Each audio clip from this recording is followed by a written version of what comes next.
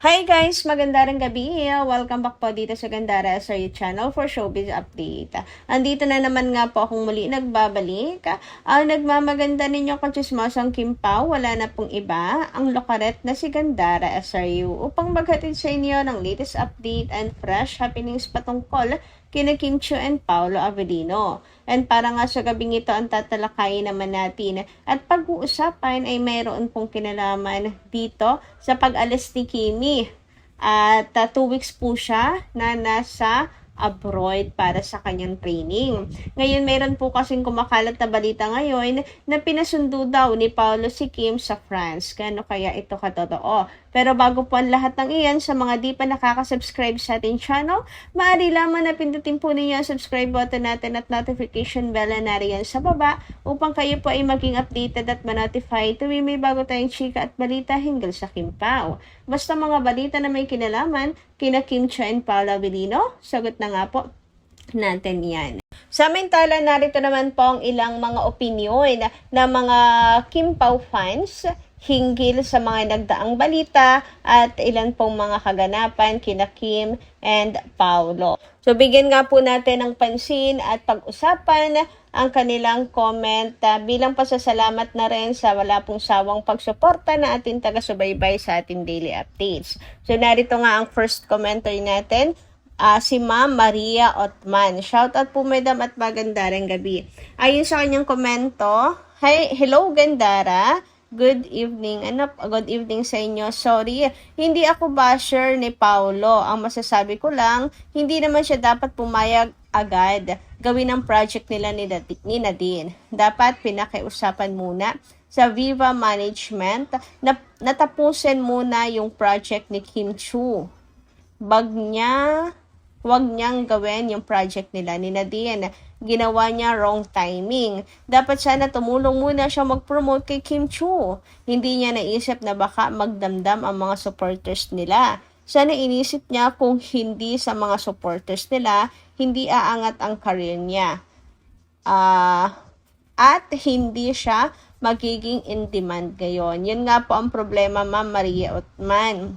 Wala na pong panahon para ipuspon pa ito. Kasi matagal na siya. Kung ipupospon pa, baka matapos na yung kontrata ni Paolo Avellino, hindi pa po nagagawa.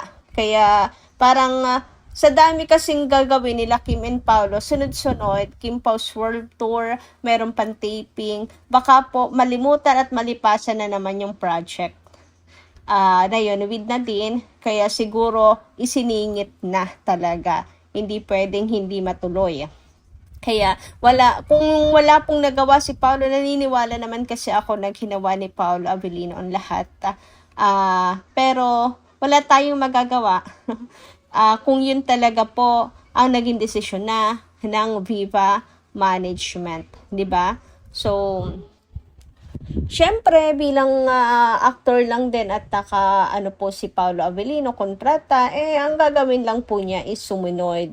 Kung dati na nga po ito at ngayon lang po ang kanilang pagkakataon para matuloy at magawa. Ayan, kasi syempre meron din pong fans si Nadine na nag-aabang. So syempre, kumbaga sa Viva, mayroon ding stress sa kanila, mayroon din pong sa kanila bigat.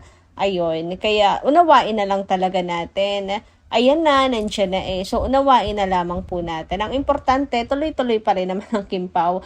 Parang hindi naman nga po nagpapahinga ang Kim Pao kahit po merong ginagawa po si Paolo Avellino na ibang project. Kasi tuloy-tuloy ang Kim Pao Parang actually, parang wala pong sumisingit.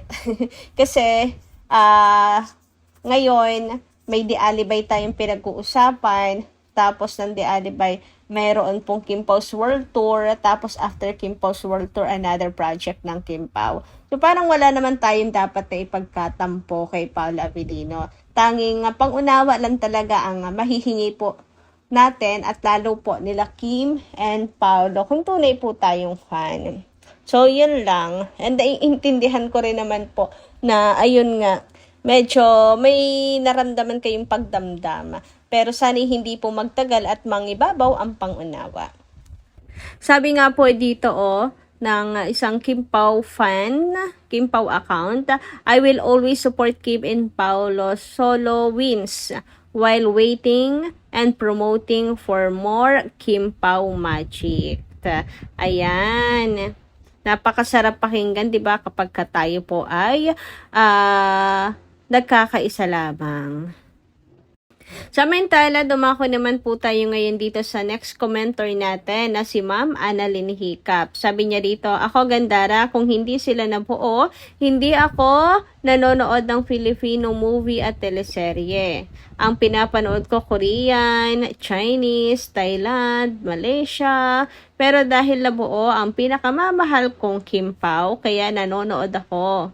Dahil sa kanila, matagal na akong hindi nanonood ng mga Filipino films. Pero nang dahil sa Kim Pao, first time nanonood ako ng sine at kinikilig sa tanda ko ng ito. Sabi nga ng anak ko, para daw akong teenager kilighin. Ewan ko ba, yung mga ibang senior, huwag natin ipilit, darating din tayo dyan. Pero kung nasabi na yan ni Paolo, kung kaano niya kaasam, makatrabaho si Kim at ilang taon na nag-antay, ba't hindi nyo mag-get na talagang gusto niya si Kimberly?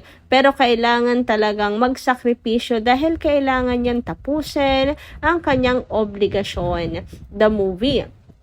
Pero huwag tayong mag-alala. 2 months na may ayuda tayo sa world tour nila. More blessings sa akin lahat. Kapit lang. Thank you, Gandara. Lagi ka nandyan. Nagpapaliwanag, Kim Pao forever. At hindi po ako magsasawang magpaliwanag po sa ating mga Kim Pao na medyo minsan nawawala po at naliligaw na ng landas. Sabi nga, di ba, wala pong iwanan. So, sa mga ganitong pagkakataon, hindi ko rin ko po kayo iniiwan kung meron na po kayong doubt kina Kim and Paolo. Parang kung kayo may doubt, ako po ay, kung tuloy-tuloy, ako papuntang finish line kina Kim and Paolo, willing po ako mag-post, tumigil, at himukin ulit ang mga ka-Kim Pao fans po natin para hindi po maligaw at madali ng mga bashers. Na yan po ang layunin talaga, na tayo po ay pabagsakin ang pundasyon ng Kim Pao.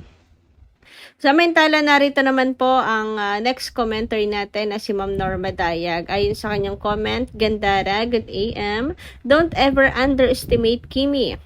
Yes, let's wait and see. Cause proven and tested na. Gandara, di ba nagtambal na si Paolo kay Kylie Versosa? Yet, isa si Kimi sa nag-promote ng movie nila na The Elevator. But have you ever heard na ito ay blockbuster? Well, your guess is good as mine. Well, don't worry, legit fans of KP. Let's wait and see. Show to the bashers that they are wrong in their accusations to Kimi. If this the alibi will make it, then your premonitions are all wrong. Yet, this is just a hint. So let's all hope and pray for the success of your series, The Alibi. God bless KP, all their legit fans and vloggers, friends, seniors, families, and Aki. So ayun nga, para sa mga bashers, maghintay lang kayo. Ang mga nag-underestimate kay Kimi at pinagtatawanan siya, hintay lang kayo, malalaman ninyo at masasampal kayo ng katotohanan. Kaya ang mga KP fans, tuloy lang po tayo sa pagsuporta. Wag na wag po kayong madidistract sa mga bashers na yan. Ito po'y gawin nating inspirasyon para mas lalo pong suportahan ang Kim Pao, para ang KP po malaman ng bashers na deserve ang first slot sa prime time. Ayan, mapapatunayan natin sa kanila na mali po ang mga bashers na to. Thank you so much sa pagkokomento, Ma'am Norma Dayaga, at ingat po kayo palagi. Samantala, dumako naman tayo ngayon sa mga nasaga po nating balita ngayong gabing ito, at patungkol po ito sa pag-alis ni Kimi para po sa kanyang pag-training sa bago niyang serye. So, syempre, hindi po maiwasang isipin ng mga Kim Pao fans kung saan nagpunta si Kimi. Kasi syempre, di ba, si Pao nasa France na, nasa abroad na. Tapos si Kim din ay magiging busy at 2 weeks pa siya doon. So, lalong mamimiss po ng KP family ang Kim Pao niyan. And may nakasaga po tayong balita na si Kim daw po ay pumunta sa France, at sa France daw po ang kanyang training, pinasundo pa ni Paolo Avellino. Sabi dito ni Ma'am Carmelita Rosales, may pictures na Kim and Paolo sa France. Pinasundo ni Paolo si Kim, nasa France silang dalawa. Ito pa, sabi pa po niya, pinasundo ni Paolo si Kim dahil iyak ng iyak si Kim dahil sa mga bashers. Si Kim and Paolo together in France, then world tour na nila. Actually, Ma'am Carmelita Rosales, duda ako na si Kim po iyak ng iyak dahil po sa mga bashers. Kasi kung meron man po pag-iiyakan si Kim ay mabigat na problema yan. Kagaya po ng naging problema nilang magkapatid na si Ate Lakam. Si Kim Chiu kasi, kung nasubaybayan niyo po mula PBB, alam niyong hindi siya iyakin. True, hindi po siya iyakin. Like, kung mga basher lang din naman, 'di ba? Hindi niya iiyakan ang mga 'yan. Siguro depende sa level of bashings. Pero kung mga katulad lamang din ng bashing sa ngayon kay Kim Chiu, hindi naman malala, ay hindi po niya iiyakan. Pero pwede ring dahil may jowa siya ngayon, doon nagpapabebe. Pabebe effect. Ganun 'di ba tayo kapag nagpapabebe tayo sa ating mahal? Pwede rin, Ma'am Carmelita Rosales. Anyway, sana totoo po ang balita na sa France si Chinita Princess para sa ganun at mag-ayuda sa ganun maging masaya ang mga KP fans. Pero sa ngayon, here and say pa lamang po siya. Wala din ako nakikitang pictures together ang Kim Pao na nasa France. Kasi ang kampo po ni Kim Chiu ay tahimik ngayon. Sabi nga nila, sobrang nakakapanibago kasi usually ang kampo rin ni Kimi, panay rin po ang post and bigay ng hint kung nasaan sila. Pero ngayon tahimik ata sila. So baka dahil nga nakipalo kaya po tahimik. Ay, charot lang. Anyway, hanggang dito lang po muna ang ating update. Maraming salamat po sa inyong pakikinigan. Kita-kits po tayo muli sa mga susunod pa natin, chika. Maraming po salamat at ingat po kayo palagi.